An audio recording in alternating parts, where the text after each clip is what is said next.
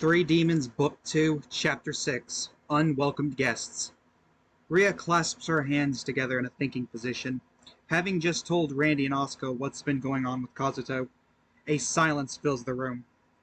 No one knows how to respond to all the information that was just given.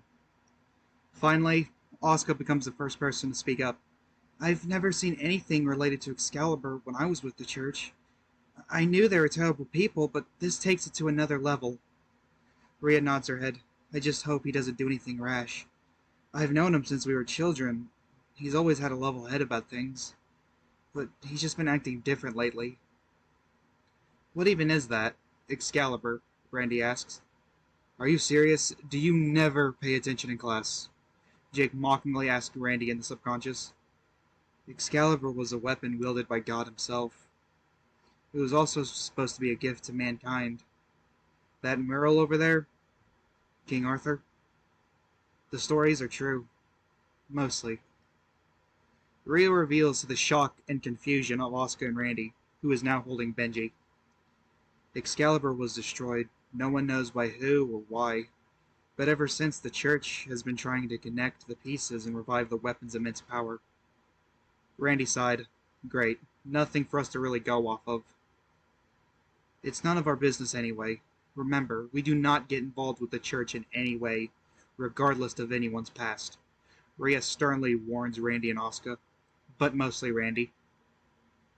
A knock is then heard at the door. Randy puts Benji on the couch next to him as he gets up and checks the door.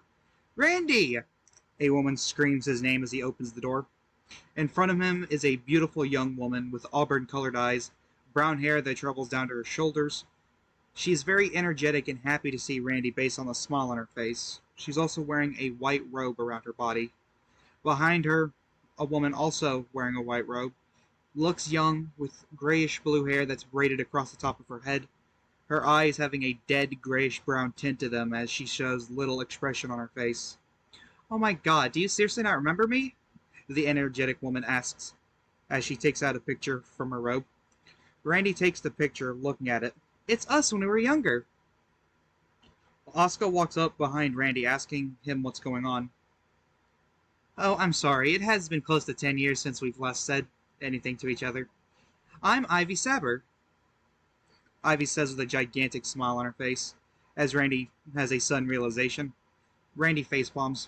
Oh yeah, I remember. Sorry about that. I'm not good with remembering people. The other woman introduces herself as Zyla Quinn. Rhea is sitting over by the couch, sipping her tea as Randy and Asuka speak with the two individuals at the door. Hey Randy, be careful, Joseph warns, in the subconscious. What makes you say that? Jake asks her sarcastically. I'm not sure, just something seems off with these two. Randy, we should go catch up with each other. It's been forever. Let's go on a walk. Ivy asks Randy, as she gets a bit too close to him. I apologize. She never gets tired. It's honestly exhausting. Zyla apologizes to Randy for Ivy's behavior. Randy waves it off. It's fine. You can stay inside while we go for a walk if you'd like. Zyla nods and heads inside. Asuka grabs Randy's jacket sleeve as she's clearly uneased by the two women. Randy and Ivy begin to head out on their walk. They chat about what's been going on in their lives. Ivy tells Randy she's been working closely with the church throughout the years, which is the reason why she's wearing her white robe. This information is making Randy more hesitant to talk with her as the more they go forward with the walk.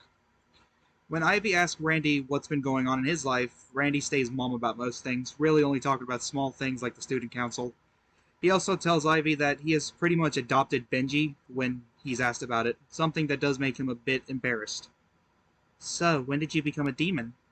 Ivy stops in her tracks and her energetic nature disappears as she asks Randy that question. Randy also stops in his tracks. See, I told you something didn't feel right, Joseph exclaimed. Before Randy could turn to her and try to get out of answering, a whip is then wrapped around Randy's throat, making it harder for him to breathe. Randy drops down to one knee as he looks back at Ivy. Randy, I really am sorry, but I can't just let a demon walk around on the streets like this. Ivy then pulls her whip back, causing Randy to be dragged across the pavement. This is not the proper way to choke someone, Jake screams out. That's what you're worried about? Randy responds. Randy tries to stand back up onto his feet, but is dragged back down by Ivy. Damn it, I can't breathe, Randy thinks to himself. Randy does eventually get his fingers underneath the whip and forces himself free from Ivy's grasp. He then quickly moves out of the way from the next attack. Are you not going to fight back? Ivy loudly asks as she flicks her whip at Randy once more. Randy attempts to dodge but is struck by the whip in his left eye. He grabs the left side of his face as Ivy calls back her whip. Randy moves his hand away from his eyes as shards begin to fall from the left orbit of his face. Ivy is left speechless as the shards fall from his face. Randy stands back up and looks at her, his left eye cracked and with a hole in it from Ivy's whip. What the hell? Ivy began. How long have you had a fake eye?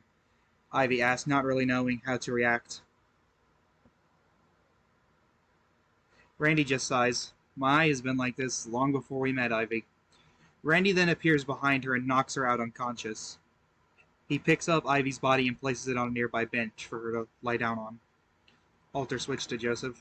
That's fucking great. Now I've got to once again fix your fuck up, Randy, Joseph says, placing his 2 fingers over his left eye. Once he moves his fingers away, the glass eye is repaired back to its original form.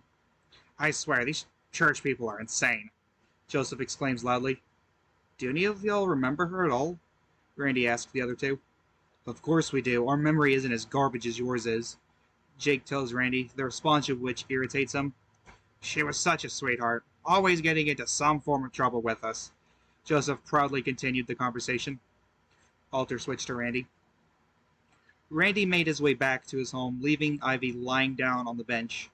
As he arrived, Zyla had just made her way out of his home. The 2 of them didn't look at each other, but the tension was there. They both knew what had transpired, and it was obvious that it wouldn't be the last time they would cross paths. Randy opened the door and was immediately bombarded by Rhea and Oscar running at him for a hug. Randy falls on his ass as the 2 women both wrap their arms around him. What the hell happened that made you 2 act like this? We were worried you would be attacked by that girl, Oscar revealed to him. Randy then realized they had the same uneasy feeling Joseph did. Don't worry, nothing happened. We just caught up with one another, that's all, Randy says, lying to the both of them. Rhea gave Randy a look, telling him that she knew better, but Randy just brushed it aside. So, how was the company while I was gone? Randy asked, trying to get the heat off them as quickly as possible. Rhea sat up. Well, they want to meet with us tomorrow morning. Randy becomes dumbfounded. What the hell could the church want with us? Randy has a bad feeling, considering Ivy just attacked him for being a demon. It seems a bit uncharacteristic of the 2 of them. I'm not sure, but I can guarantee it's nothing good, Rhea continued. Later that night, Randy was putting Benji to bed. Papa, what did they want? Benji asked Randy before he left his room. I'm not sure, but I want you to promise me something. Randy then turns to Benji. Whatever happens, I don't want you involved, okay? Benji smiles at Randy. Of course, Papa. Anything for you and Mama. Randy smiles at Benji before he began to head to his room to crash for the night. Randy opened his bedroom door to see both Rhea and Oscar standing there, only wearing their underwear, arguing with one another. Alter switched to Jake. The 2 of them both look at Jake. Jake, will you tell Oscar it's my turn to sleep with you tonight? Rhea demands Jake as Oscar speaks up. No, that's not fair. You always get your way. Jake, you only have one option here. Run, Joseph tells Jake. However, Jake isn't paying attention to anything right now as he stares at the 2 half-naked women standing in front of him. Rhea then walks over and pulls on Jake's ear. Down, boy. Oscar then grabs Jake's arm with a moody pout on her face. This causes Jake's face to become deep red. It only gets worse, however, as Rhea grabs his other arm and pulls it closer to her. Well, we've lost him, Joseph announces. Randy sighs, which catches Joseph's attention. Why can't you handle this yourself? He tells Randy sarcastically, which results in Randy giving him a strange look. End of Chapter 6.